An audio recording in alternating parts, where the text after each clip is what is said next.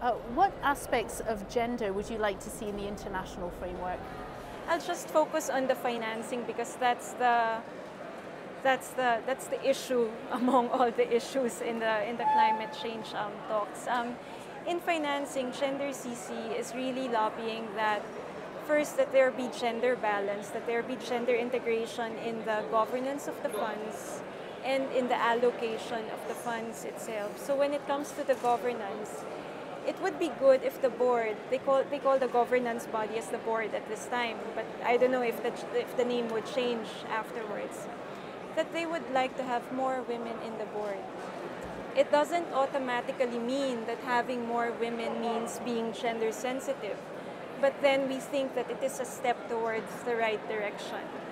And then another is on the allocation of the funds, that we would like that the projects where these funds would be allocated are very gender sensitive. So we are thinking of certain criteria. Examples of those criteria are that the projects would not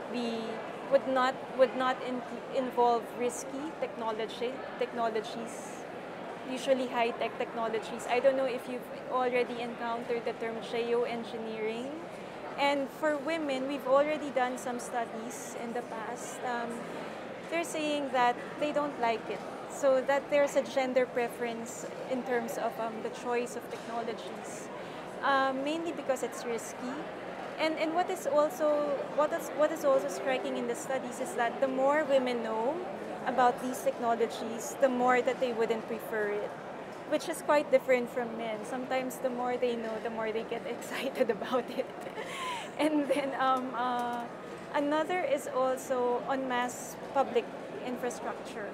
And it's also important to point out that the mass public infrastructure, for instance, public transportation, water, these are non-revenue generating projects. And in terms of financing, these are actually, we can say that these are actually social protection projects. So you can't really, governments cannot really earn money from it.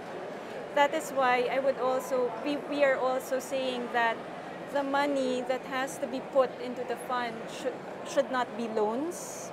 It should be public money. It should be grant-based. It should be predictable and adequate. So those are the in the larger picture, that's what we want in the fund. You said that women inherently have a caution about geoengineering and other hard technology solutions. What kinds of mitigation solutions, if any, did women prefer? Based on the study that was conducted, this was a study on industrialized countries actually. Women are more into lifestyle changes rather than investing in technologies that are very high-tech, that are very unpredictable in the long term. So that is their solution. That's why as I've said earlier, in terms of climate change, women are really more vulnerable than men. But women are actually part of the solution in terms of addressing the climate crisis that we have at the moment. So you've given us a nice picture of the international framework and some of the concerns you have from a gender perspective. Speaking now about national policies and programs, we know that many governments, including developing country governments, are putting in place climate change strategies and starting to actually implement programs and measures to support those. Are there any best practices of incorporating gender into climate and development programs, or are there any obvious gaps where you think gender could and should be incorporated? Right now, we still couldn't find an example of a national policy where gender is integrated well. In fact, partly because many governments are still at the stage where they are setting up these policies, but also because of the tradition where gender is not really made an issue, or if ever it is integrated, it's only on paper, or even if it is on paper, the mechanisms are not really very clear on how gender could be mainstreamed in practice. So it sounds like there's a long way to go, Nina. Yeah. Are governments here in Cancun at the climate talks, are they listening to your message? Are you getting through? Well, they're listening to us, but listening is one thing, but inserting the language or writing the language is another.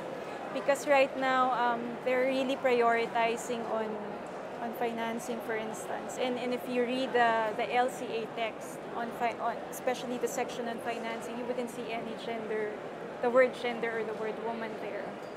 But there are governments which have been supportive of our proposed language, and one of these governments is Iceland and also Finland.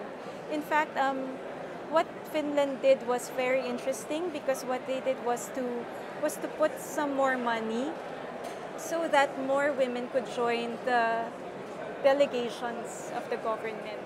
So they supported a lot of African women so that they could be really immersed into the negotiations, be involved in it. And from what I've got, the feedback and the impact is really good. Of course, we cannot say that the language is already there, but the process of for the women themselves and the impact of having the presence of these women in the negotiating groups is really good, and I think it should be continued in the next years to come.